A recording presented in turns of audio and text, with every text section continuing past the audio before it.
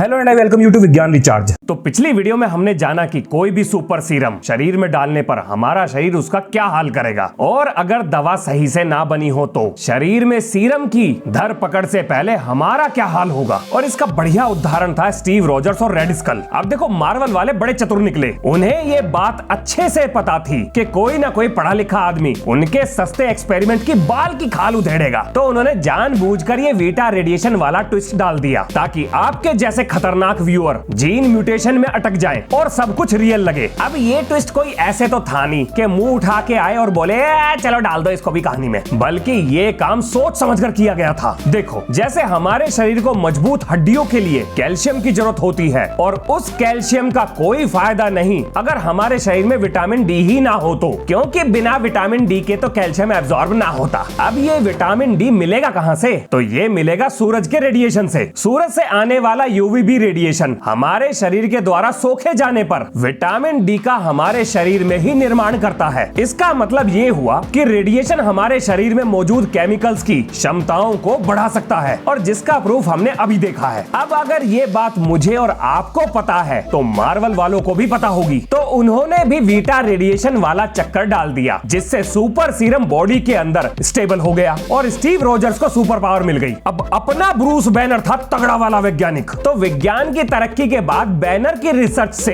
ये पता लगा कि सीरम को वीटा रेडिएशन के बजाय अगर गामा रेडिएशन दे दिया जाए तो उससे और तगड़े रिजल्ट आएंगे। तो बैनर बाबू ने सुपर सीरम लेकर अपने ऊपर गामा रेडिएशन की बरसात कर दी और हमें मिला हल्क, गुस्से का हरा भरा पहाड़। अब देखो, आपको सुपर स्ट्रेंथ देने के लिए हमें चाहिए सुपर सीरम। मान लेते हैं किसी तरह से गिरते पड़ते आपने सुपर सीरम का जुगाड़ कर ही लिया, जिसे बनाने का वैज्ञानिक तरीका जो कि विज्ञान की दृष्टि से बिल्कुल सही है, मैं आपको जरूर सिखाऊंगा। सिर्फ सिखाऊंगा, उसमें इस्तेमाल होने वाली चीजों का जुगाड़ खुद करना पड़ेगा, और ये मजाक नहीं है। तो जी, गिरते पड़ते सुपर सीरम का जुगाड़ करने के बाद अगर आप भी गामा रेडिएशन की डोज लेने के चक्कर में हो तो रुक जाओ, वहीं पर रुक जाओ। ऐसा सोचना भी मत, उसकी तरफ देखना भी मत। एक बात कान साफ करके समझ लो, आप ब्रूस बैनर ना हो जो गामा रेडिएशन को झेल जाओ। बैनर ने पता नहीं कौन से केमिकल्स का इस्तेमाल किया होगा जो वो गामा रेडिएशन को झेल भी गया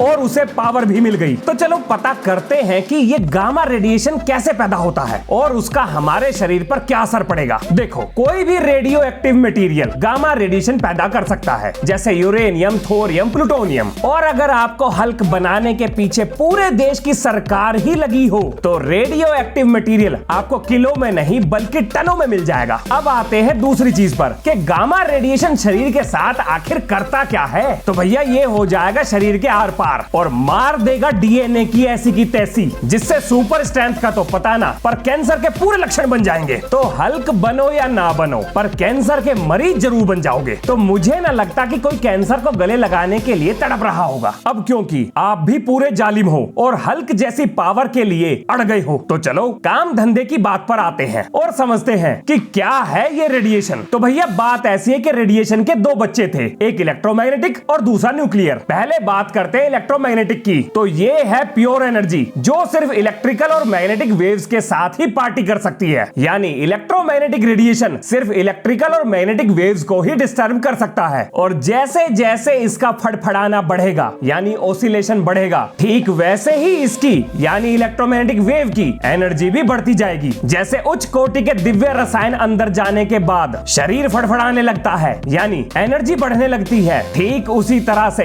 इलेक्ट्रोमैग्नेटिक वेव में ऑसिलेशन बढ़ने पर उसकी एनर्जी भी बढ़ जाती है। अब इलेक्ट्रोमैग्नेटिक रेडिएशन के भी 7 बच्चे थे, और अभी के लिए मुझे 7 ही याद आ रहे हैं, और इन सब की ताकत बराबर ना है। बोले तो सातों के सातों बच्चे एक दूसरे से डिफरेंट है। तो मैं सबसे कमजोर वाले को पहले और सबसे तगड़े वाले को लास्ट में लिखूंगा। पहला है रेडियो वेव, दूसरा माइक्रोवेव, तीसरा इंफ्रारेड, चौथा विजिबल लाइट, उसके बाद आता है अल्ट्रावायलेट, फिर एक्सरे, और सबसे लास्ट में आता है गामा रे। तो गामा रेडिएशन है सबसे तगड़ा। अब आते हैं इलेक्ट्रोमैग्नेटिक रेडिएशन के भाई पर यानी न्यूक्लियर रेडिएशन पर। तो इसके बच्चे ना थे, पर एक नंबर का छटा हुआ ऐबदार था। ये सारे ऐब पाल रखे थे इसने। ऐब बोले तो बुराइयां, और पता था इसका रेडियो एक्टिव एलिमेंट, और क्योंकि इसकी नसों में रेडिएशन नाम की जबरदस्त रेडबुल घूम रही थी, तो शांत होने के लिए यानी स्टेबल होने के लिए रेडियो एक्टिव एलिमेंट जैसे रेडॉन अपने न्यूक्लियस से कभी मैटर तो कभी हाई एनर्जी को उठाकर बाहर फेंक देता है। अब ये बात सच है कि सारे रेडिएशन नुकसान नहीं करते, लेकिन न्यूक्लियर रेडिएशन नुकसान करते हैं। पर क्यों?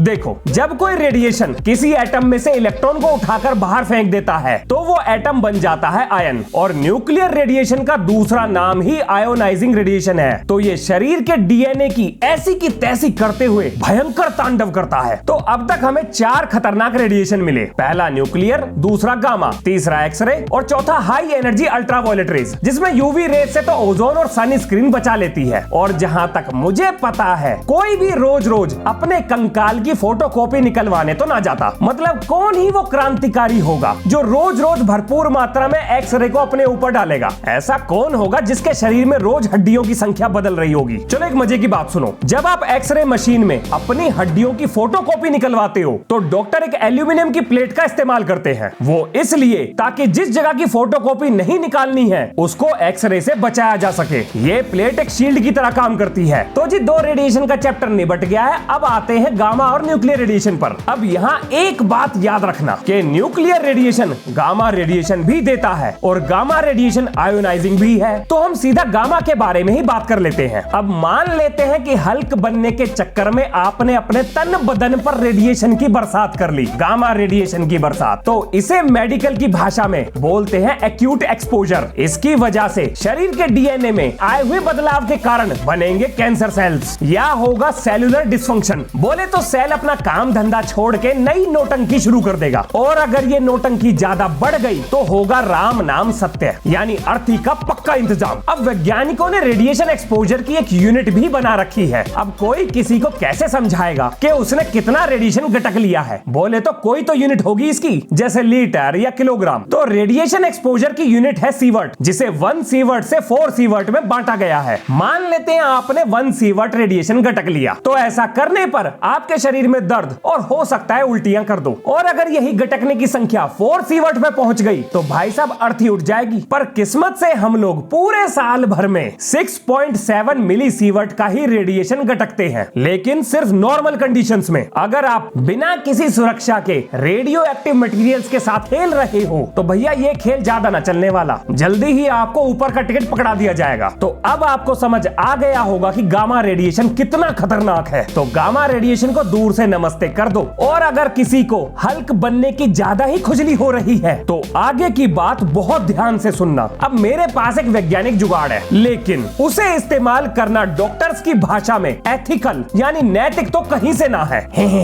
पर हम तो डॉक्टर हैं ही नहीं, हम ठहरे इंजीनियर और हमने कोई कसम भी नहीं खा रखी। तो अपन लोग ये जुगाड़ कर सकते हैं। तो भैया ह्यूमन क्रोमोसोम 2 में पोजीशन 32.2 पर आपको MSTN जीन मिलेगी, जो मायोस्टैटिन प्रोटीन के लिए कोड करती है। अब ये मायोस्टैटिन ही वो चीज है जो आपके शरीर को हल्क बनने से रोक रही है। आसान भाषा में बोलूं तो ये ही है वो विलन जिसे अगर रास्ते से हटा दिया जाए तो आपके शरीर में मसल ही मसल बढ़ जाएंगे। ये रहा बेल्जियम बुल, जिसमें मायोस्टैटिन है गायब, और क्योंकि इसके अंदर मायोस्टैटिन जीन गायब है इसीलिए इसमें मसल भरे हुए हैं। अब आपको एक ऐसा सुपर सीरम तैयार करना है जो इस मायोस्टैटिन जीन को तोड़ सके और वापस रिपेयर भी ना होने दे। बस हो गया आपका काम। जैसे ही ये होगा आप कुछ भी खा लो, वो मसल ही बनाता जाएगा और बॉडी फैट भी घटता चला जाएगा। तो जी ये रहा वो रास्ता जिससे आप हल्क बन सकते हो। अब इतना बता ही दिया है तो चलो आपका सीरम भी तैयार करवा देता हूँ। बहुत ध्यान से सुनना, सीरियस साइंस चलने वाली है। देखो, हमारे शरीर का मकसद है किसी तरह से शरीर में उस प्रोटीन को बनाना जो हमारे शरीर में सुपर स्ट्रेंथ वाले गुण डेवलप कर सके। अब ये प्रोटीन कौन बनाएगा? तो ये काम किया जाएगा जीन के द्वारा। और ये जीन कहाँ मिलेगी? ये मिलेगी क्रोमोसोम्स में, बोले तो डीएनए सेगमेंट में। अब ये डीएनए कहाँ मिलेगा?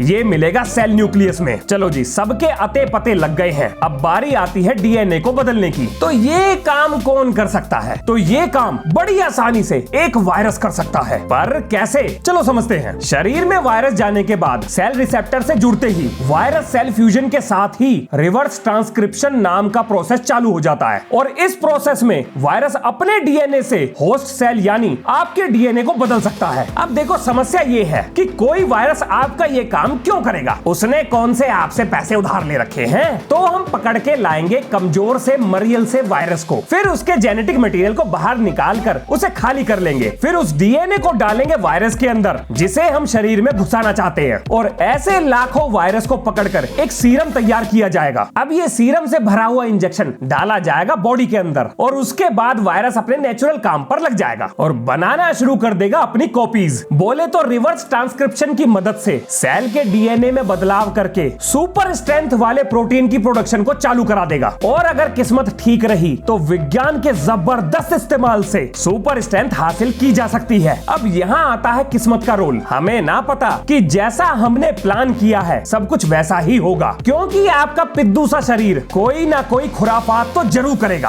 और इसका हमें पता जब चलेगा जब हम ये एक्सपेरिमेंट करेंगे। अब जो लोग ये वीडियो पहली बार देख रहे हैं तो पूरी कहानी को समझने के लिए इसका पहला पार्ट जरूर देखें, जो शायद इस समय आपकी स्क्रीन पर दिखाई दे रहा होगा। तो बताओ किस किस की बॉडी में हल्क बनने की खुजली अभी भी हो रही है? लिखो अपना जवाब कमेंट में। देखो, इस वीडियो से हमने बहुत सारी चीज सीखी है। वायरस कैसे काम करता है, जीन इंजीनियरिंग क्या चीज होती है, रेडिएशन कैसे पैदा होता है, वो हमारे शरीर पर क्या असर डाल सकता है, गामा रेडिएशन क्या चीज है, और इसके साथ बहुत कुछ। पढ़ने का सही तरीका यही है। अगर चीजें इंटरेस्टिंग ना हो तो इंटरेस्टिंग बना लो। मैं खुद हमेशा ऐसे ही पढ़ता था। तो अगर आपको इस वीडियो से कुछ सीखने को मिला तो इसे लाइक करके उन दुखी आत्माओं के साथ शेयर कर दो जो हमेशा किताब को देखकर रोते रहते हैं। तो मिलते हैं नेक्स्ट वीडियो में। जय हिंद, जय भारत।